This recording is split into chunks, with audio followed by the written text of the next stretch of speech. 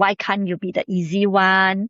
Or, don't you see how hard things are for us right now?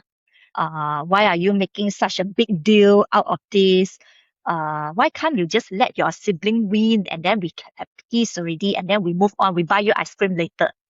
So they are looking for some emotion connection from you as well, parent. So we should avoid saying that. But of course, if you accidentally saying that, it's also, sometimes we adults have emotion. It just come out impulsively. Always know that you have a chance to repair. And saying sorry is important. So that's the first.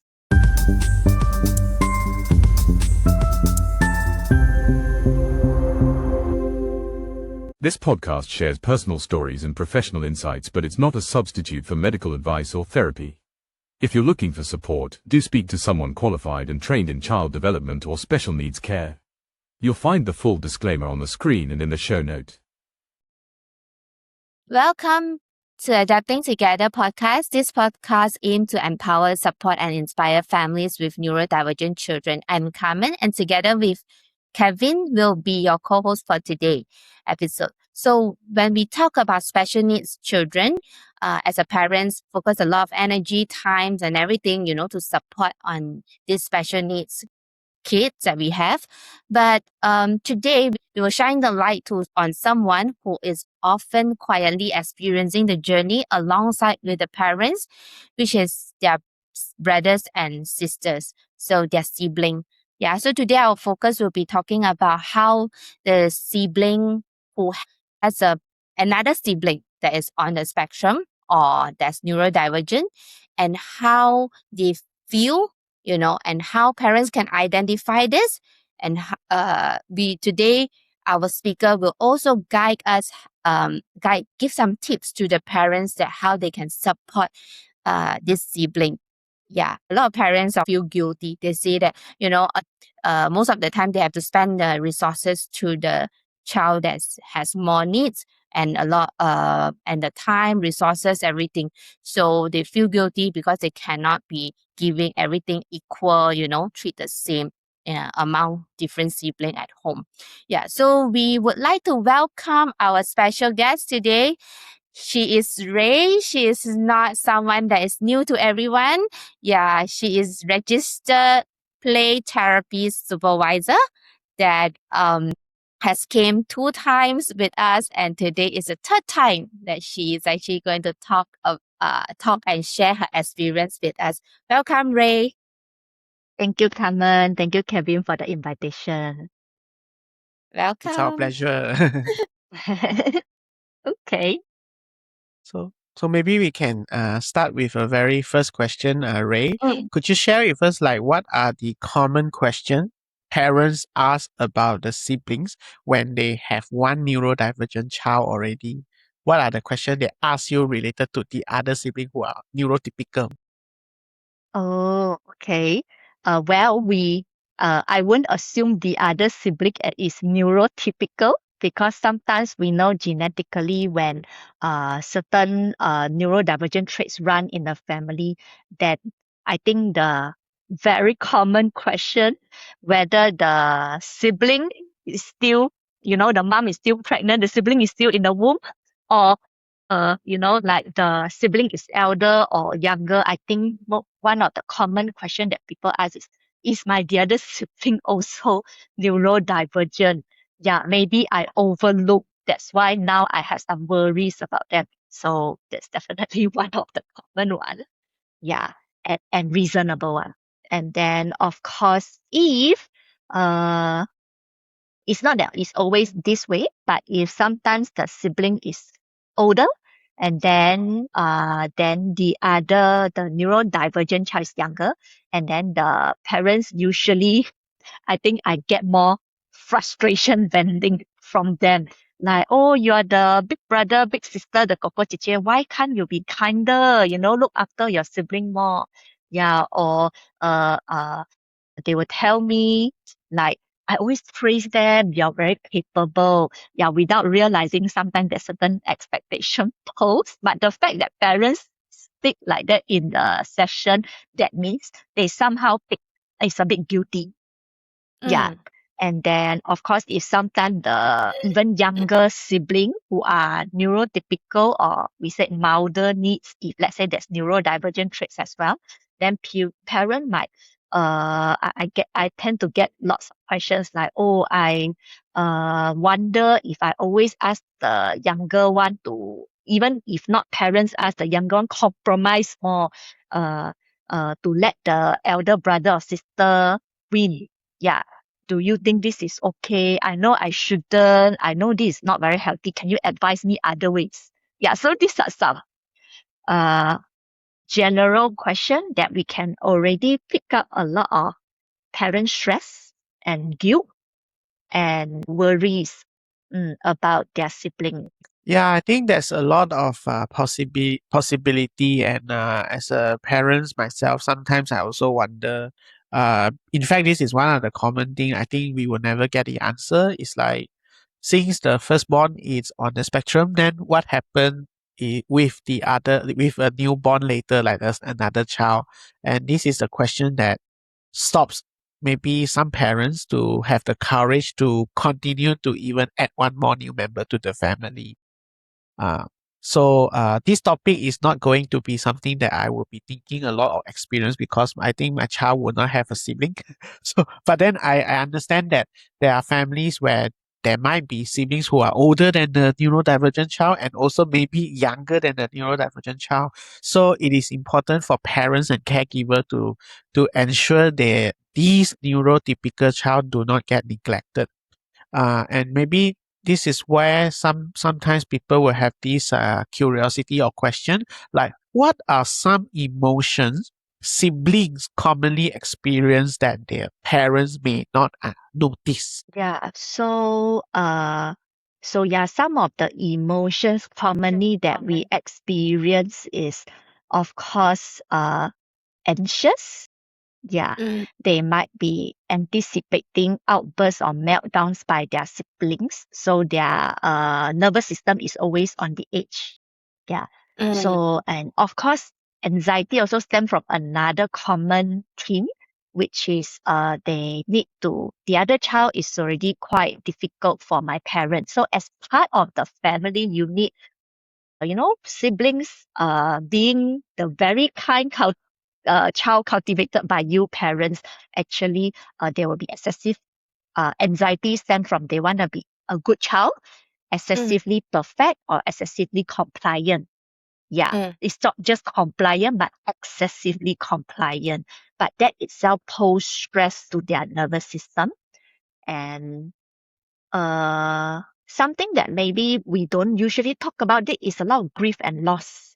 Yeah, because when even though we might not all parents prepare the children verbally that, oh, you're gonna have a siblings, where they see their mom pregnant, whether they welcome or not welcome the siblings ready or not, they will have that process and have certain expectation built out. Oh, I want to do this with my brother and sister. Yeah. And then, but when they are born, if let's say they are neurodivergent, then the needs will be very high since born, most likely. And then there will be this grief and loss from the sibling themselves that, oh, can I still do this with my brother and sister? Will we get a fair chance of playing fair? Yeah. And then of course they can be embarrassment. Yeah.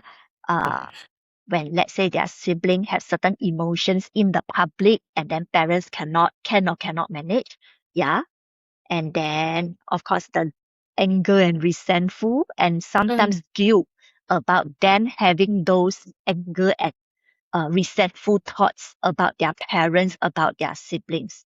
So these are some common one that emotion that uh uh I don't think parents don't notice it or might overlook it, but it's just because most of the time we are so drained. Yeah. And then to focus on one needs of the child. And then parents yourself is learning in the journey. That's where many parents will ask, how do I split attention between two children? Just now we covered some of the common questions that parents ask. But if let's say they're elder, older, or how, but there's also this like parents will ask about what do I do? What do I do? What do I do? So what do I do to split time, attention? What do I do if one is jealous of another?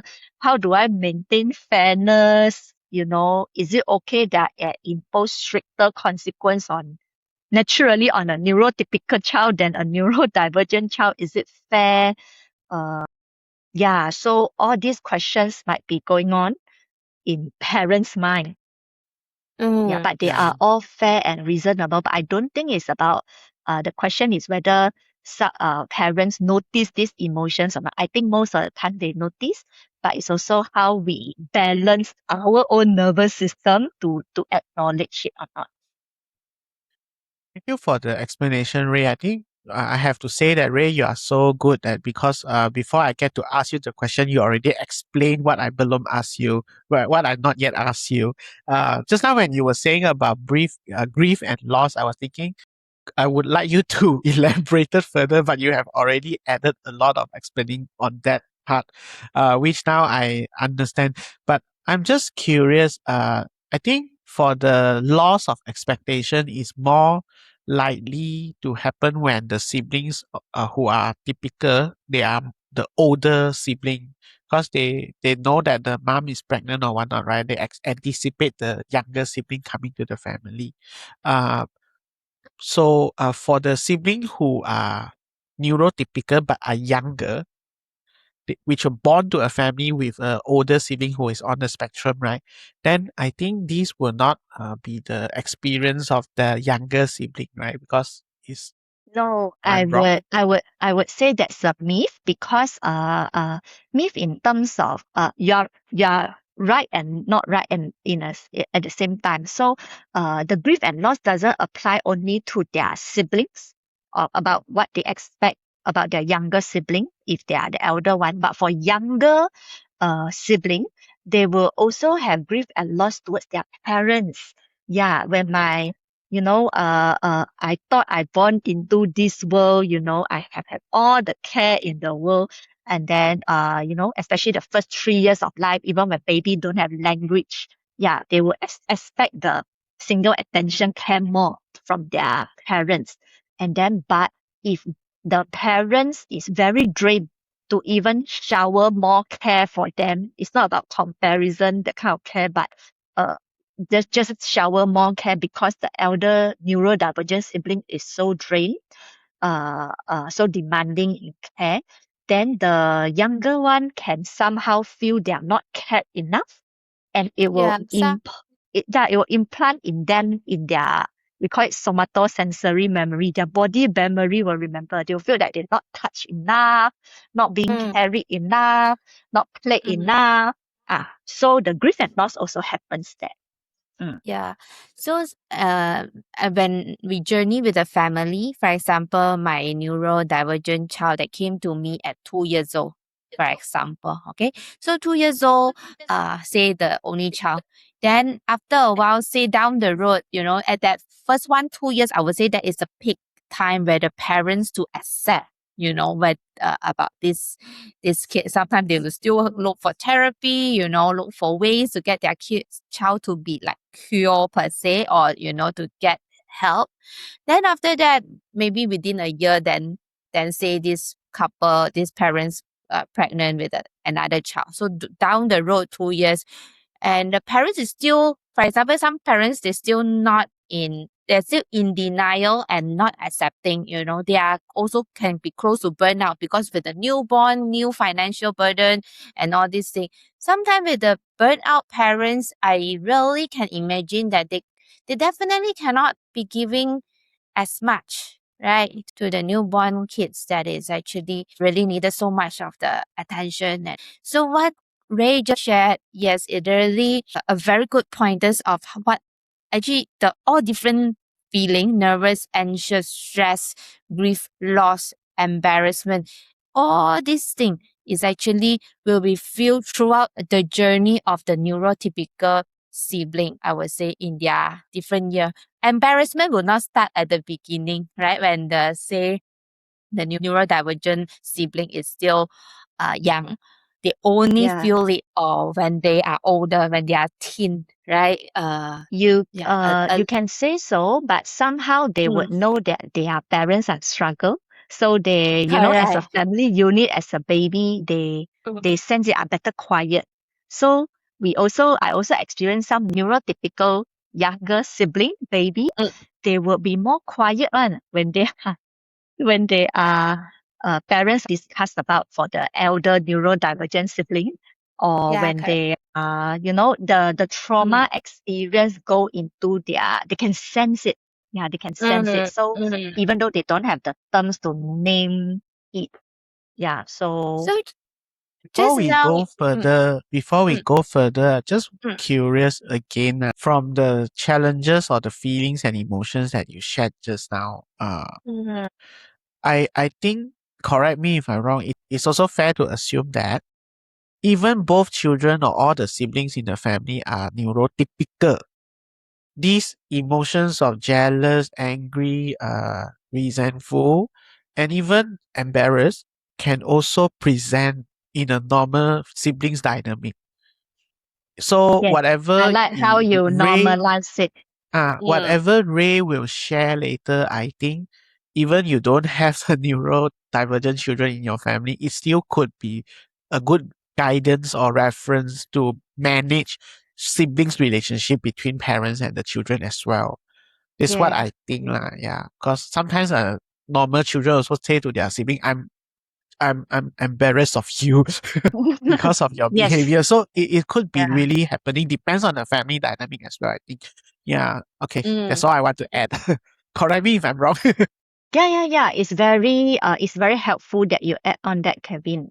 So I really find this topic very interesting and see how you all approach it from a systemic lens. It's not just the special needs child itself, but also their sibling, and then parents will be the umbrella that shelter them.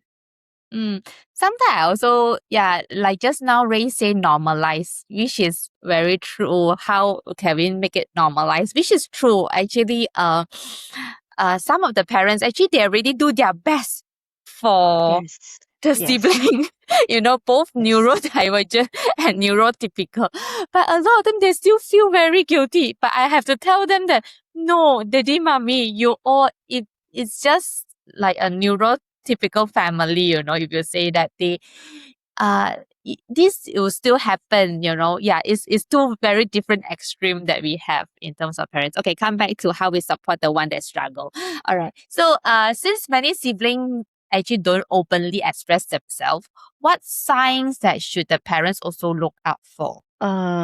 So some general signs that that tends to happen is sometimes they become overly responsible. This is those group that we say parentified child. Yeah. You Okay. haven't played enough, you already need to help to take care of your siblings and sometimes even be sensitive and take care of your parents' feelings. Yeah. And then becoming the easy child. This is slightly different from what I said, the responsible parentified child. Basically, the easy child, they won't show their needs. Yeah. So it's usually happen for those neurodivergent siblings who actually also have certain neurodivergent traits, but they mask their needs more. Yeah. And then uh or those who try to don't even cry. Even since baby, they don't even cry or they don't even whine too much when they have their own emotional needs. So that's the easy child. And then, of course, we have those that who is more regressive. They will act out together with the siblings to join the siblings to get attention. Yeah. So the regressive one instead of parentified one. And of course, we have those like withdraw one. Yeah, withdrawn one who have more complex emotions, but they might have a lot of self blame. And then why I think about my siblings that way, and sometimes also embarrassed, but it's a very complex state. And then they might withdrawn and trap themselves, keep themselves in the room, go into gadgets world with their own way, withdrawn. socially. So these are some common signs, warning signs. I'm picking up the warning signs on it that we parents look out for. Of course, there are children who just express openly that I'm embarrassed of my siblings. I am feeling angry because every time you give in to him or her, not fair. I would say these are the healthier ones. They are not warning signs, they are the healthy signs. Yeah. They are the protective signs and healthy signs that, wow, parents, you build a good environment for your child to express fully like this in words to you. They feel Yeah. safe to share. Mm. Yeah, they feel safe to share. So actually, they are protective and good signs on top of That's all those good. warning signs. That's good. That's good. I think from the signs you share, right? Sometimes parents and caregiver may mistaken that these are the good behaviors from the neurotypical siblings, and they may actually like maybe praise this behavior and end up reinforce the behavior and end up cultivating the possibility where the typical children or siblings, right, mask their own feelings in order to get more recognition. So that could maybe be the case. And it seems to me that as you were sharing that this means if I am a siblings to a neurodivergent sibling, then I may run a risk of growing up to become someone who has a very high agreeableness and maybe conditioned to not speak up my mind and not fight for what I want. Not sure whether that's the case or not. Is both ways. Either the healthy one, of course, is just reasonable. They'll express their needs. But then it's just how I said, there's the parentified, the easy child, and also the other polarized, if you hear me just now, is they'll be regressive. Yeah, regressive as in they join their siblings to be younger, yeah, to be more high needs. Yeah, so those will also be more expressive to keep advocate for their needs in a not respectful manner if they left without intervention. Like their siblings, neurodivergent, don't even like bite, but I have siblings who are, by teenager, they still bite their siblings. That's a very toddler coping behavior. Yeah, so these are the ones that need a bit more attention, as in the siblings would need some support. We come to here, I think the realization that I have is, regardless whether the child is neurotypical or neurodivergent, both or all the siblings actually require some attention and help.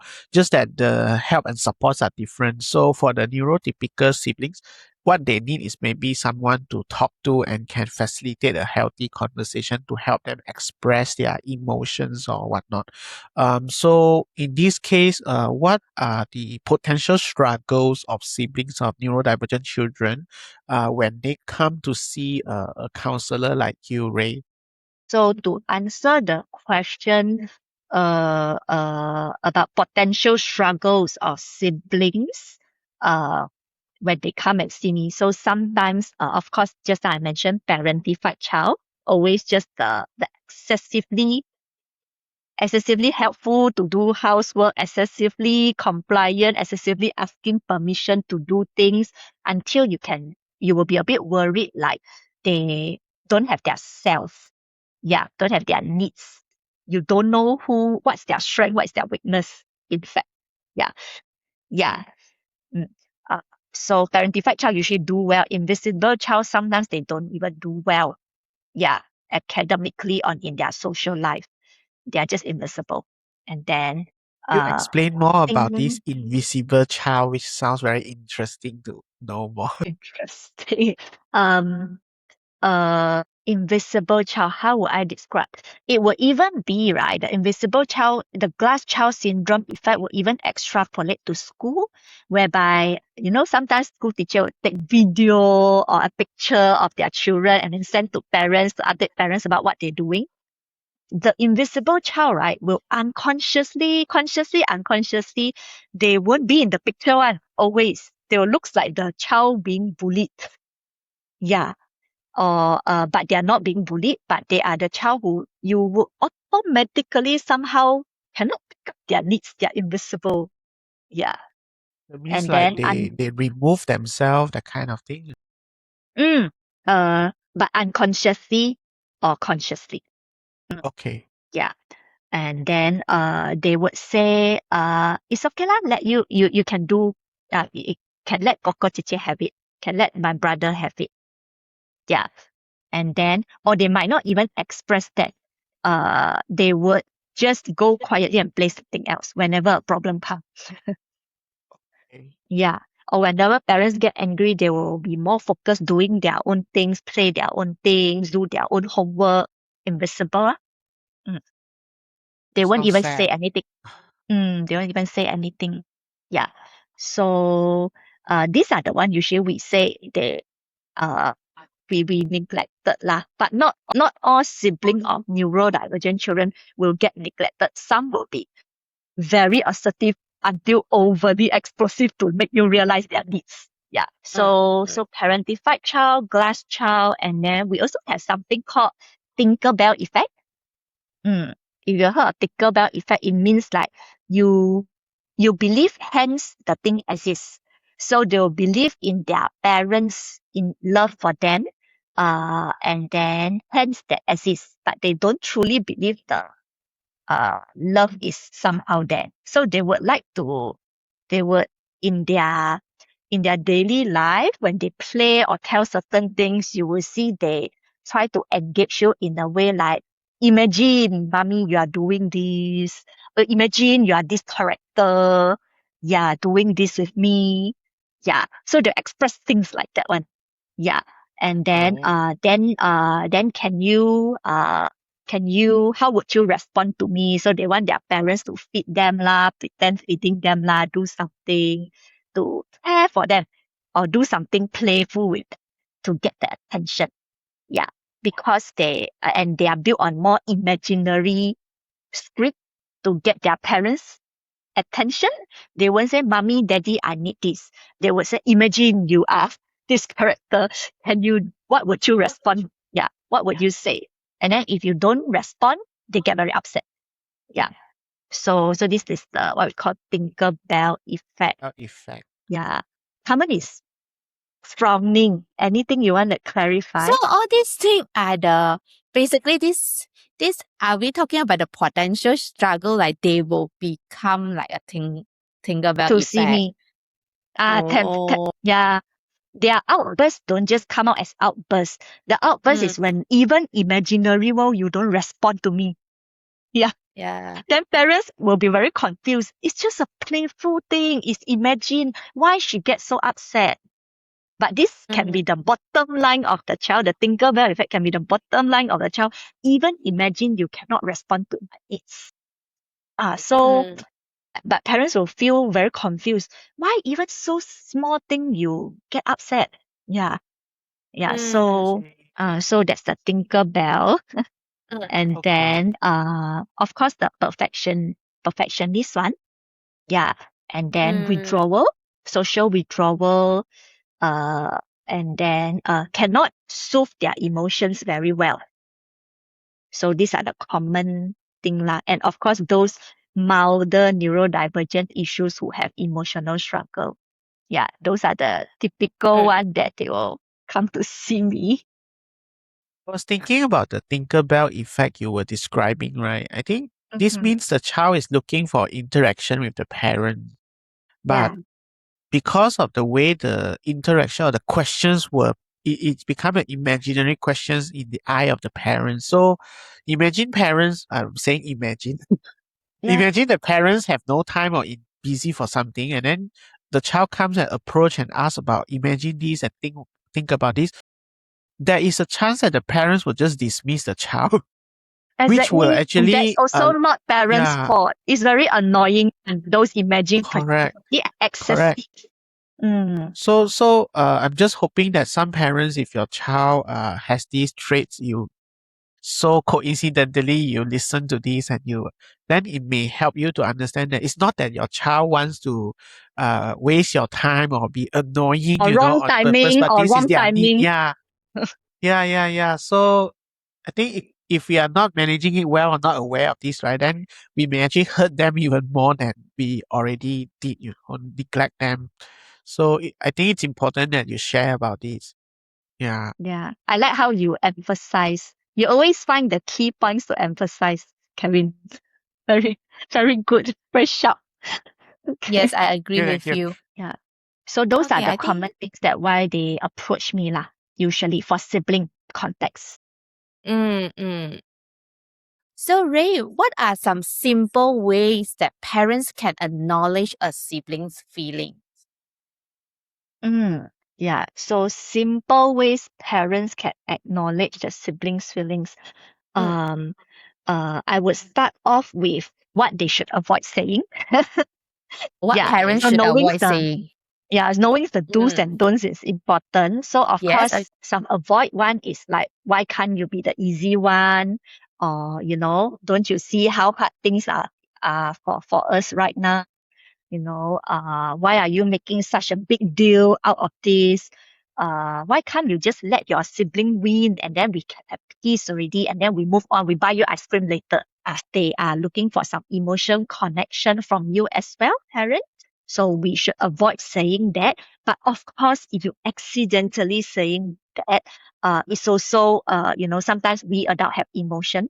It just come out impulsively. Always know that you have a chance to repair, and saying sorry is important. So that's the first thing to remind parents to say, to respond to the child needs. Yeah, if let's say they approach you, yeah, or if let's say you caught yourself responding wrongly to their needs. So I would say some of the easy way to acknowledge children's feelings, it comes from our response to them. Not even like, I think many parents would ask, how do I, dedicate the time for both children? Yeah. Or I only have 24 hours. And then one need to fetch for here and there for therapy. So it's and I need to work. Yeah. So, so I would always tell parents that the most effective approach to acknowledge the siblings' feelings doesn't lie in the quantity of time, but the quality time, or even just quality response to them. And that's what we always emphasize in counseling and play therapy when we do child therapy. Yeah. Whereby we work on our response to be more targeted to respond to the children's needs. So even just 1 second, you pause and think about what to respond to your child for that 1 second, it will be helpful. Yeah. So the first thing, actually, extending from what we emphasized earlier, first thing to say is about we thanks them or appreciate them for the right thing. Yeah. So of course, sometimes we thanks them for helping to look after the siblings, but we also thank them for just take care of themselves and don't look after the sibling. Yeah. Thank you for just taking care of yourself and trust mommy in handling, later on. Yeah. So, and also, that's the first thing. And then second thing is also about, uh, uh, assuring them that this is not their responsibility. Yeah. Of taking care of the sibling, but thank you still for helping. Yeah. And then maybe I would also use the concept of ACC to explain. Yeah. ACC stand from acknowledge feelings. Yeah. And then connect with your parent own feelings, and also convey ways of guidance. Yeah. Uh, so the first alphabet, A, it's them acknowledge feelings. It's like we don't run away. We acknowledge the feelings, whether it's guilt, jealous, uh, uh, embarrassed, those difficult feelings. And then we acknowledge it, like, oh, I can see that you are upset. I can see that you are jealous. Even if they say, no, I'm not, then you just mention and just mention, help them to label their feelings, to show that parents, you can hold the strong feelings. Yeah. And then so that's acknowledge. And then just the second one is C, connect with your own feelings.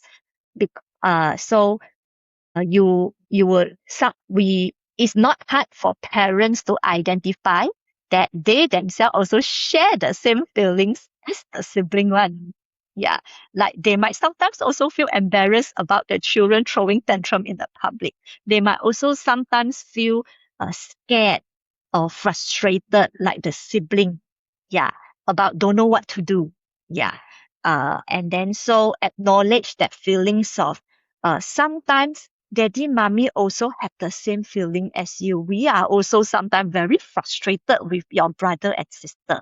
We are also sometimes very scared when he do that in the public. Yeah, we are also sometimes feel embarrassed and so on and so forth. We also sometimes feel very lost, don't know what to do. We also sometimes feel confused. Yeah, so connect so that This is so important so that the sibling feel that they are not alone. They are not the only one feeling exactly. embarrassed. They are not the only one feel helpless. Correct. And this is considered easy and also difficult. Easy in the way that I will ask parents memorize this script. You don't know what to say, just memorize this script. ACC, then you do the acknowledge whatever it is, and then even you just remember every time just acknowledge upset. Even if wrong, then the sibling will say, no, I'm not upset, I'm jealous. So just acknowledge you're upset and then say that, oh, sometimes I also get upset like you. And then allow the sibling to vent out whatever in their heart first. And Correct. then you only see whether you need to teach. The last C is optional. The last C is optional, whether they need to coach the siblings. You know, if next time you are sad, you can express like that. If next time you're embarrassed, you can say that I don't like this. If next time you don't you are scared, you can come and tell us and let us know that I'm scared because of what. Give the siblings some words to say to coach them on expressing. But the last one is optional. It depends on whether they need it or don't need it. Because sometimes after they empty their upset tank or emotional tank, they will come out, the sibling will come out with the way to speak better Strategy. themselves. Very good. I like that Yeah. idea. Yeah. So this is just some simple concept. Yeah. If parents you really want to do more and then no time for send your child for more sibling for support and therapy, this is something I'll invite parents to have a look. So we always say this is the whatever the children express, even if today the same child not same even today the same the as in the sibling of different families saying the same line, which is like, it's so unfair. You always side with my brother or sister. Then what we decide to respond to them could be very different in therapy. And also this is what parents you can respond as well. This is what I coach parents as well. You need to look beyond that beyond that sharing from your child, beyond that sentence of you always side with my brother and sister, to see what's the underlying attachment pattern of your sibling. So I will go through the theory first before we look at when let's say the siblings say the same, like it's not fair, you always help him. What can different types of response do? So the first one is different of course we hope that we can have a secure child. Yeah, that they can have high self-esteem, can regulate, can express themselves better with words. Yeah, so that's the one easy. The neurotypical sibling will already express with words to you, then you can understand and respond with just now we said the ACC lah, whatever. Yeah. But some sibling, right, they already mask their needs. Like the imagine Tinkerbell one or so on and so forth. Yeah. Then we will need to see what is their attachment pattern. Attachment pattern stands from how a child is defined as how a child speaks to themselves, how they soothe their own emotion. Yeah. And of course, how they self-talk to themselves and soothe their emotion come from how parents attach to them, how parents you have said certain things to them. Yeah. So when I show this chart, It's about how the child have internalized what parents you said to how, or internalized what the surrounding adults or system said to becomes their own way of saying to themselves already. Yeah. So we'll look at the avoidant one first. So if let's say the avoidant one, right, we'll pick up how they look like first, and then only we decide the response and how coach parents to respond. So if it's the avoidant type one, right, then the child will usually looks very flat. They are happy, sad, angry, scared. You cannot pinpoint one in the sibling face.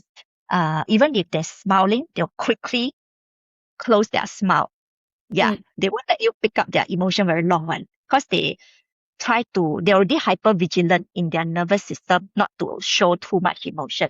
So the typical one is they'll make excuses, complain about this not good, that not good. They might not complain about the siblings, they might complain about their school not good, friends not good, teachers not good, school food not good.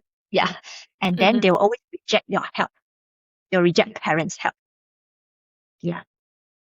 And then if let's say it's the anxious ambivalent one, right? These are the one more immature, clingy, always cry when going to school, or even if goes at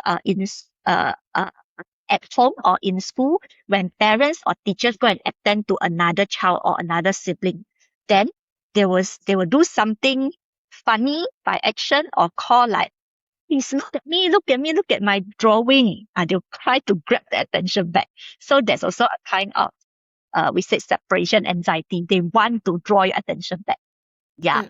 So this is the anxious ambivalent one. They want a lot of feelings from you, a lot of feelings exchange with you. And then for the disorganized one is the one, we say, like usually more demanding. They are more domineering. They'll bully their siblings, bully people in school. And then they will be like the king in the house. Yeah, that I want all your attention now. Then they will do something very, you can't stop, you can't neglect them. Yeah. They'll do something bizarre like take siblings things until like, sibling chase them or spoil your stuff until you need to pay attention to them and lecture them. Yeah. So difference. So you can see all of their needs also different. The anxious one, they scared of separating with you, scared of no attention. The avoidant one, they scared of losing control. They don't want too much emotion, enough of emotion going on. And then the disorganized one is more complex. They want both closeness, but also very scared abandonment or scared that it will be lost. Yeah.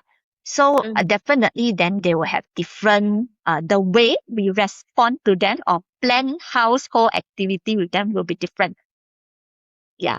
So for anxious ambivalent, right, they would need a lot of reassurance and also some rules to predict when you can look at them again.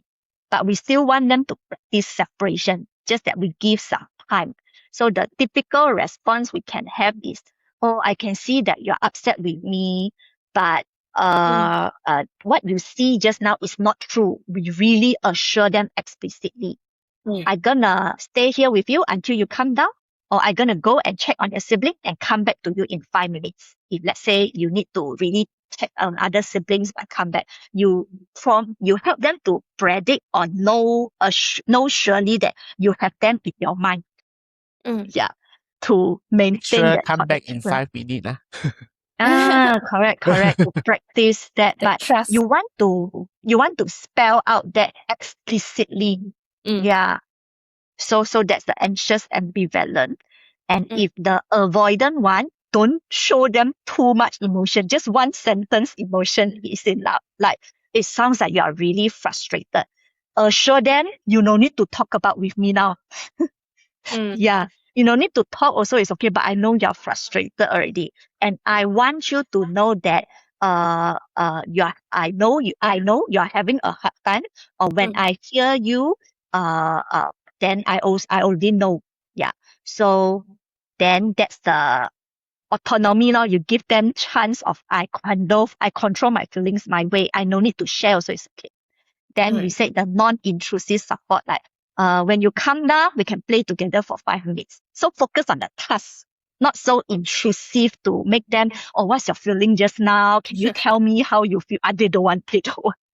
So this is the avoidant pattern type of sibling. And if let's say it's the disorganized type, then they need a lot of regulation time. Yeah. So, and they need choices at the same time. So it's a combination of the two type of pattern just now. So that's when we don't, and those who are like in disorganized, they are the king in the house or king in the classroom, right? So we would not tell them we will not give more instruction. You need to calm down. We would say, we'll tune in. I will calm down now. I will breathe here. Yeah. I don't tell you, but when we brief ourselves, we are showing how you can relax. So I give instruction to myself. I don't give instruction to you. Yeah. Like, oh, I will come down here with you. You can find me here. So there's assurance. And then, but focus on instruction to myself.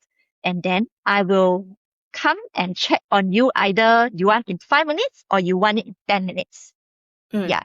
So if they cannot choose, then we choose for them. But at least we give them the choice already.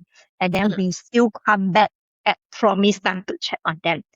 Or tell them when you're calmer, you can just find me as soon as quick possible in the kitchen. Yeah. Then we will talk. I will listen to you. Yeah. But basically, there's a lot of regulation time given, and then assuring, and also choice.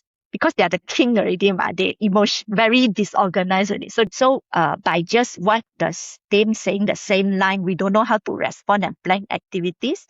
But if let's say we had see beyond this sentence to look at what is the attachment pattern, then we can decide what is our response to them. Yeah. Yeah. Ray, I cannot imagine that there's just one line, for example, it's not fair, you always help him. Just one, well, then the parents need to analyze which your child, what is the style, Yeah. the personality, or how, then which category, and how, which I think is very important. If we continuously not identifying right and continuing using the wrong the words that's not supposed to say. For example, can't you even just play nicely, Can't you just let can't you just be an easy child, that kind of thing? Then it's not going to work, and it will be accumulated because the parents didn't find the right way to communicate across effectively. You get to find the connecting way. I wouldn't say right or wrong. Parents are trying their best, but it's the connecting way matching the child. Because the child already have very niche needs. These are the ones with really high warning signs. Yeah, so parents, if you are listening in through Spotify and you missed just now the slide, maybe you can go into our YouTube, then you can see the slide of different type of sibling that we can identify. Then that will help you to have a better idea about how we're going to respond with just a sentence like we commonly Actually, if you are listening on Spotify, also there's a video version to it. Version, yeah, correct, yes. Yeah. Thank you. Go on Kevin, you want to say? Yeah. No, I think there's a lot of golden insights and a lot of practical things that Ray has shared with us. If I have another child, then I would always come back to this episode to ensure that I get reminded, what are the things that I can say and how to identify their attachment pattern before we respond to them. Because we all have automatic or default responses to certain circumstances, right? And as we are busy or occupied, then it's very easy for us to dismiss our children away because, hey, they are children, we are parents, right? So, but it's important to note that what we say to them or how we respond to them actually gives them the model to role model how they become another person later, which is very important. And I think that's why people say, how a person's behave when they are adults or what they do, it can be traced back to our own family, our childhood, because we model everything our parents do, right? So if some habits or actions are not supportive or not healthy in the long run, without us having the awareness today and start to do differently, then we cannot break the pattern, which is very important. Thank you, Ray, for all the sharing. Before we let you go, Ray, just you're very greedy. One more thing. Any story that you can share with us where you support families with neurodivergent child or their siblings who came to see you? Oh, okay. There are so many. Okay, but I think I will just share the team. Okay, the team. Yeah, without exposing client confidentiality. The team usually at the end, right? Especially when I have sibling play therapy session or family play therapy session of both siblings and both parents. Uh, the something that usually it will come as just a common theme that they'll I will get sibling to talk to each other, or somehow it came out naturally in their play. The theme will always be the neurodivergent siblings sometimes will express that actually I know I am difficult, and they can acknowledge themselves, but I know I'm difficult and sorry to the sibling that I always make mommy come to me first. Yeah. And then I also had this common theme where younger sibling, when they work through their own struggle, emotional struggle, uh, they will also say sorry to the elder or their younger neurodivergent sibling. Uh, they say sorry too for having like those resentment, embarrassment, bad thoughts, or even like feel like hope that they die. Yeah. And sometimes they will say like, I also do so and so thing to make mommy come to me first. So you will notice, right? As a family unit, all children, whether they are neurodivergent or neurotypical, they actually want to share the load to reducing parents' burden, or reducing the burden in the family system, not just parents' burden. It's a whole family unit. Yeah. But they will have their own perception. No matter how good parents you do, the children, they will have their perception of try to see what's their own mistake when their esteem is built up. Yeah, they'll acknowledge and also repair, and then say sorry for what they need to, and then acknowledge what they should do. So the typical line always will end up with assuring parents, don't just blame yourself, but assure yourself that while I cultivate these children who very good, want a shoulder, hence they will have the internal emotional struggles. Yeah. So that's the common theme of the story and what I want to use it to assure parents, maybe. So if you want to listen to her personal sharing and real story, you can just go and search for episode number 7 in the menu in the podcast. Yeah. So Ray, before I really let you go, that's the last thing. If you could leave parents with one message about supporting siblings, what would you say to them? I'll come from a systemic approach. Again, family is a unit. So even if we do not want our children to feel certain way, we will all our children, whether neurodivergent or neurotypical siblings to who would want to be responsible in certain way to share the family load. So for parents, instead of blaming yourself why the sibling feels certain way when you're taking care of another special needs or neurodivergent children, assure yourself it's not your fault. Yeah, and get help to add strength to your family support in this phase of the journey.